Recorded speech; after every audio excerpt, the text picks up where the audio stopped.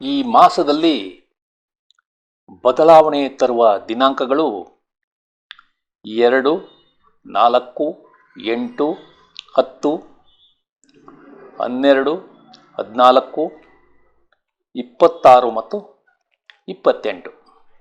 ಈ ದಿನಾಂಕಗಳನ್ನು ಒಂದೆಡೆ ಬರೆದುಕೊಂಡು ಆ ದಿನಾಂಕಗಳಲ್ಲಿ ಯಾವ ರೀತಿ ಬದಲಾವಣೆ ಆಗುತ್ತದೆ ಎಂಬುದನ್ನು ತಾವು ತಿಳಿದುಕೊಳ್ಳಬೇಕು.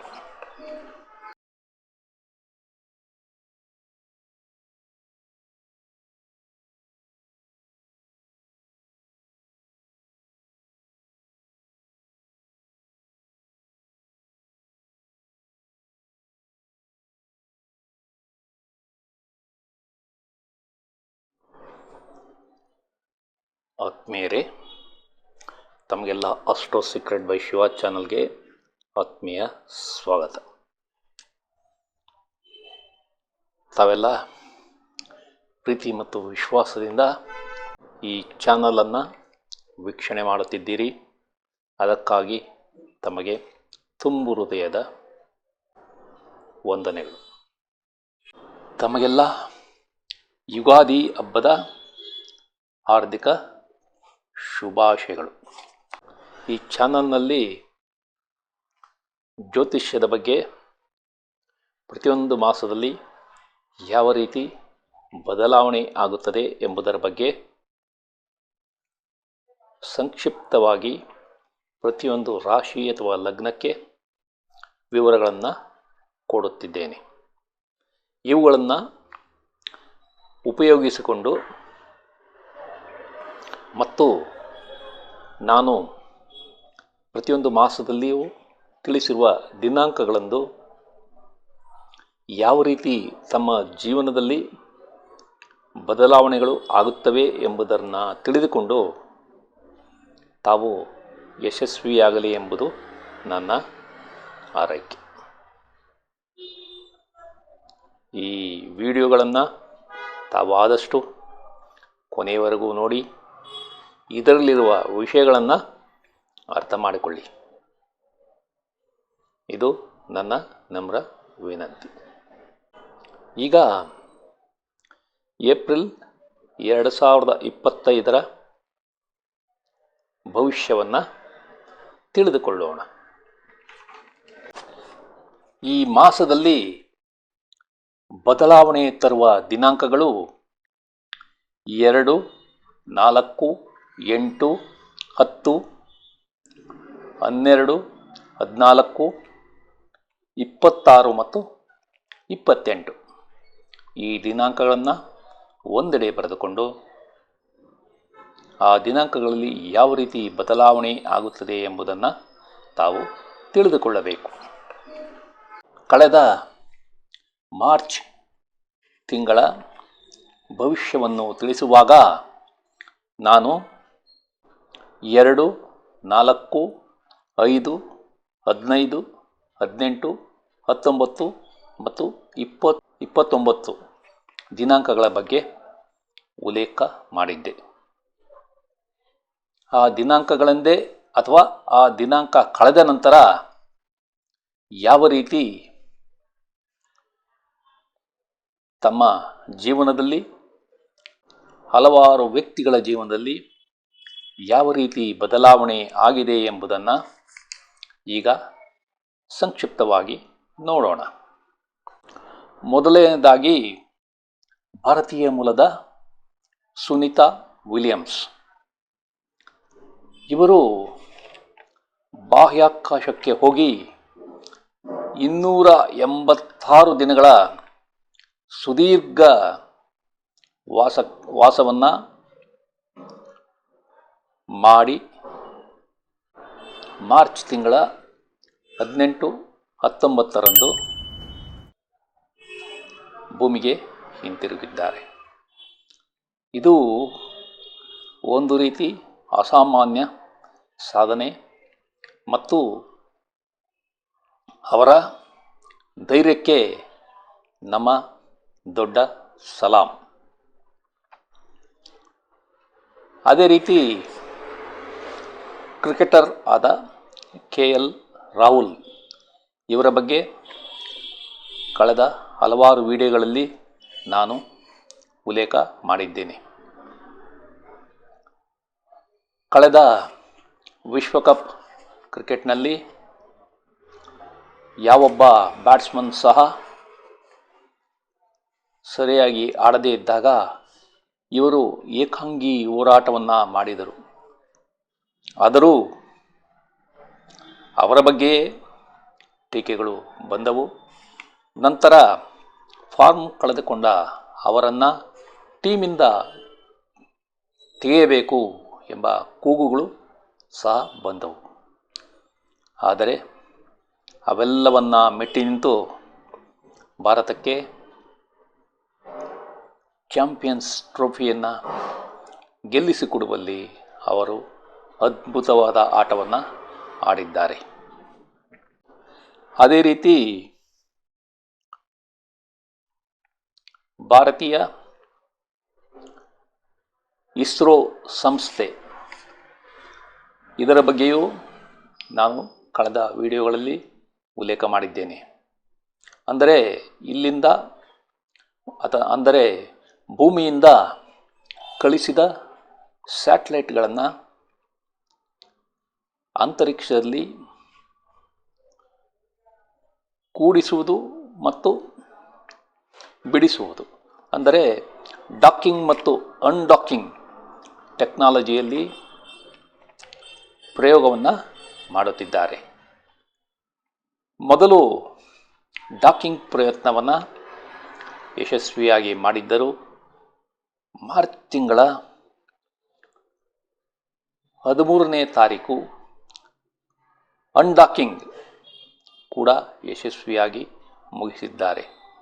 ಇದು ಭಾರತದ ವಿಜ್ಞಾನಿಗಳ ಯಶಸ್ಸು ಎಂದು ಕರೆದರೆ ತಪ್ಪಿಲ್ಲ. ಅದೇ ರೀತಿ PS ಕಾಲೇಜಿನ ಸಂಸ್ಥಾಪಕರಾದ ದೊರೆಸ್ವಾಮಿ ನಾಯ್ಡುರವರು ದಿನಾಂಕ 6 ಮಾರ್ಚ್ 2025 ನಿಧನ ಹೊಂದಿದ್ದಾರೆ. ಕೊನೆಯದಾಗಿ ಬದ್ರಿನಾಥ್ನಲ್ಲಿ ಸಂಭವಿಸಿದ ಪರ್ವತಗಳ ಕುಸಿತ, ರಸ್ತೆಗಾಗಿ ಟನಲ್ ಕೊರೆಯುವಾಗ ಸುಮಾರು 55 ಜನ ಕಾರ್ಮಿಕರು ಸಿಲುಕಿಕೊಂಡರು. ಅದರಲ್ಲಿ ಹಲವರನ್ನು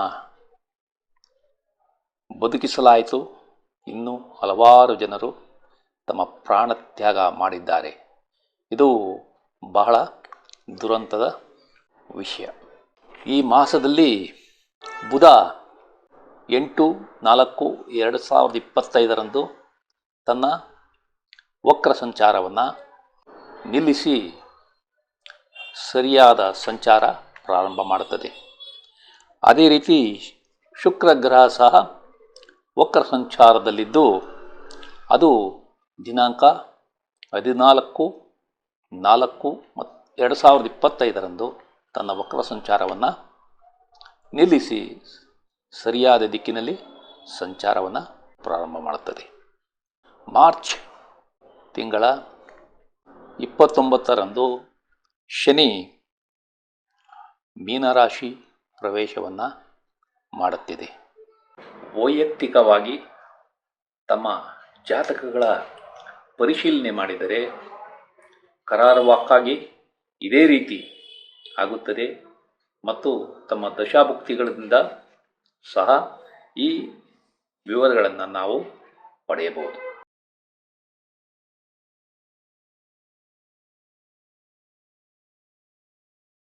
ನೀವು PhD ಪದವಿಗಾಗಿ ಯತ್ನಿಸುತ್ತಿದ್ದರೆ ಅದು ಈ ಅವಧಿಯಲ್ಲಿ ಯಶಸ್ಸನ್ನು ಕಾಣುತ್ತದೆ. ನೀವು ವಿದೇಶದಲ್ಲಿ ವಾಸ ಮತ್ತು ಅಲ್ಲಿ ಯಶಸ್ಸಿಗಾಗಿ ಯತ್ನಿಸಿದರೆ ಅದು ಈ ಅವಧಿಯಲ್ಲಿ ಸಾಧ್ಯವಿದೆ. ನಿಮ್ಮ ಜೀವನದಲ್ಲಿ ಕಷ್ಟಗಳು ಕಡಿಮೆಯಾಗುತ್ತವೆ. ನೀವು ಕುಟುಂಬದಿಂದ ದೂರ ಅಂದರೆ ಸ್ಥಳ ಬದಲಾವಣೆ ಮಾಡಬೇಕಾಗಬಹುದು.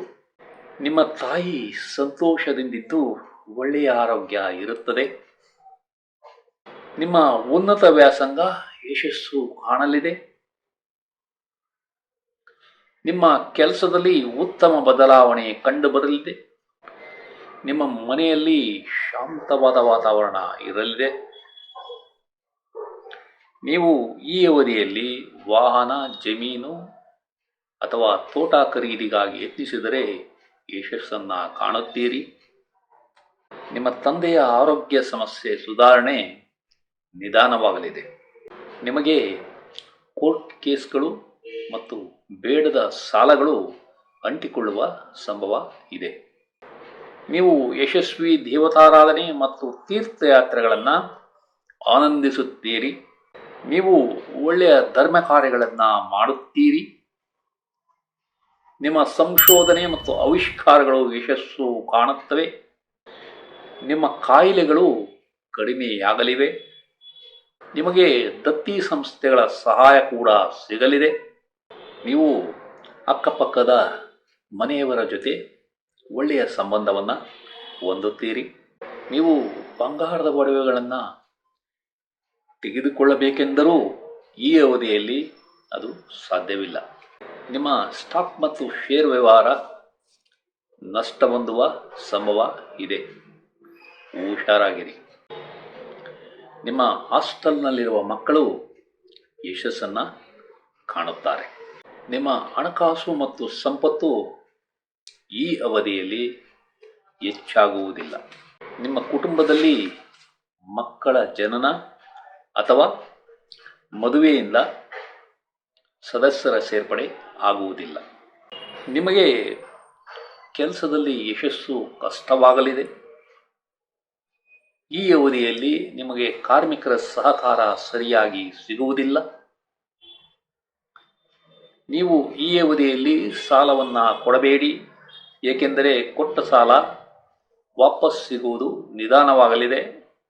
ನಿಮಗೆ ನೆಮ್ಮದಿ ಮತ್ತು ತೃಪ್ತಿ ಈ ಅವಧಿಯಲ್ಲಿ ಒಟ್ಟಾರೆಯಾಗಿ ಕಡಿಮೆ ಇರಲಿದೆ. ನೀವು ಈ ಅವಧಿಯಲ್ಲಿ ಪ್ರೀತಿಸಿ ಮದುವೆಗಾಗಿ ಯತ್ನಿಸಿದರೆ ಅದು ಸಾಧ್ಯವಿಲ್ಲ. ನೀವು ಸಿನಿಮಾ ಅಥವಾ ಧಾರಾವಾಹಿಗಳಲ್ಲಿ ಕೆಲಸ ಮಾಡುತ್ತಿದ್ದರೆ ಮತ್ತು ಕ್ರೀಡಾಪಟುವಾಗಿದ್ದರೆ ಈ ಅವಧಿಯಲ್ಲಿ ಯಶಸ್ಸು ಕಡಿಮೆ ಇರಲಿದೆ. ನೀವು ಯಾವುದಾದರೊಂದು ಕಾಯಿಲೆಯಿಂದ ಬಳಲುತ್ತಿದ್ದರೆ ಅದರಿಂದ ಹೊರಬರುವುದು ನಿಧಾನವಾಗಲಿದೆ. ನಿಮ್ಮ ದ್ವೇಷ ಮತ್ತು ಅಸೂಯೆಗಳು ಈ ಅವಧಿಯಲ್ಲಿ ಜಾಸ್ತಿಯಾಗಲಿವೆ. ನಿಮ್ಮ ಪಾಲುದಾರರು ವ್ಯವಹಾರದಲ್ಲಿ ಹೂಡಿಕೆಯನ್ನು ನಿಧಾನ ಮಾಡುತ್ತಾರೆ. ನಿಮಗೆ ವ್ಯಾಪಾರದಲ್ಲಿ ಅಥವಾ ಕಚೇರಿಯಲ್ಲಿ ಬಾಕಿ ಬರಬೇಕಾದ ಹಣ ನಿಮ್ಮ ಕೈ ಸೇರುವುದು ನಿಧಾನವಾಗಲಿದೆ. ನಿಮ್ಮ ತಂದೆಯ ಕೆಲಸ ಅಥವಾ ವ್ಯಾಪಾರದಲ್ಲಿ ಯಶಸ್ಸು ನಿಧಾನವಾಗಲಿದೆ. ನಿಮ್ಮ ಪಾಲುದಾರರು ವ್ಯವಹಾರದಲ್ಲಿ ನಿಧಾನವಾಗಿ ಹೂಡಿಕೆ ಮಾಡಿದರೂ ಅವರಿಗೆ ಒಳ್ಳೆಯ ಲಾಭ ಸಿಗಲಿದೆ. ನೀವು ಸಾಲಕ್ಕಾಗಿ ಯತ್ನಿಸಿದರೆ ಈ ಅವಧಿಯಲ್ಲಿ ಅದು ಸಾಧ್ಯವಿಲ್ಲ. ನಿಮ್ಮ ಮದುವೆ ನಿಶ್ಚಯ ನಿಧಾನವಾಗಲಿದೆ. ನಿಮ್ಮ ಸಂಗಾತಿಯೊಂದಿಗೆ ಕಿರಿಕಿರಿಯನ್ನು ಅನುಭವಿಸುತ್ತೀರಿ. ನೀವು ಕೆಲಸದಿಂದ ವಜಾ ಅಥವಾ ಕಡ್ಡಾಯ ನಿವೃತ್ತಿ ಆಗಬಹುದು. ಜಾಗ್ರತೆ. ನೀವು ಕಾಂಟ್ರಾಕ್ಟ್ ಮಾಡುತ್ತಿದ್ದರೆ ಲಾಭ ಕಡಿಮೆ ಇರಲಿದೆ. ನಿಮ್ಮ ಪ್ರಯಾಣಗಳು ಕಿರಿಕಿರಿಯಿಂದ ಕೂಡಿರುತ್ತವೆ. ನೀವು ವಿದೇಶದಲ್ಲಿನ ಯಶಸ್ಸು ಮತ್ತು ಸಂಬಂಧಗಳ ಬಗ್ಗೆ ಹುಷಾರಾಗಿರಿ. ನಿಮಗೆ ಪಿತ್ರಾರ್ಜಿತ ಆಸ್ತಿಗಳು ಸಿಗುವ ಸಂಭವ ಇಲ್ಲ. ನಿಮಗೆ ಬರಬೇಕಾದ ಇನ್ಶೂರೆನ್ಸ್ ಹಣ ನಿಧಾನವಾಗಿ ಕೈ ಸೇರಲಿದೆ. ನೀವು ಯಾವುದಾದರೊಂದು ಕಾರಣಕ್ಕೆ ಆಸ್ಪತ್ರೆ ಸೇರಿದ್ದರೆ ಅಲ್ಲಿಂದ ಬಿಡುಗಡೆ ನಿಧಾನವಾಗಲಿದೆ. ನಿಮ್ಮ ಸ್ನೇಹಿತರು, ಹಿಂಬಾಲಕರು ಮತ್ತು ಸಹೋದ್ಯೋಗಿಗಳಿಂದ ನಿರೀಕ್ಷಿತ ಮಟ್ಟದ ಸಹಾಯ ದೊರೆಯುವುದಿಲ್ಲ. ನಿಮ್ಮ ವಿದೇಶಿ ಸಹಭಾಗಿತ್ವ ಕಷ್ಟಕರವಾಗಲಿದೆ. ನಿಮಗೆ ಬಲಿಷ್ಠ ಶತ್ರುಗಳಿಂದ ಸೋಲು. ಈ ವಿಡಿಯೋವನ್ನು ಕೊನೆಯವರೆಗೂ ನೋಡಿದ ತಮಗೆಲ್ಲ ವಂದನೆಗಳು. ಈ ವಿಡಿಯೋದಲ್ಲಿರುವ ವಿಷಯಗಳು ತಮಗೆ ಇಷ್ಟವಾದರೆ ಈ ವಿಡಿಯೋವನ್ನು ತಮ್ಮ ಬಂಧು ಮಿತ್ರರಿಗೆಲ್ಲ ಶೇರ್ ಮಾಡಿ, ಅವರೂ ಸಹ ಈ ಚಾನಲ್ಗೆ ಸಬ್ಸ್ಕ್ರೈಬ್ ಆಗುವಂತೆ ಮಾಡಿ ಎಂದು ಕೋರುತ್ತಿದ್ದೇನೆ. ವಂದನೆಗಳು. ಕಂಡುಬರಂತೆ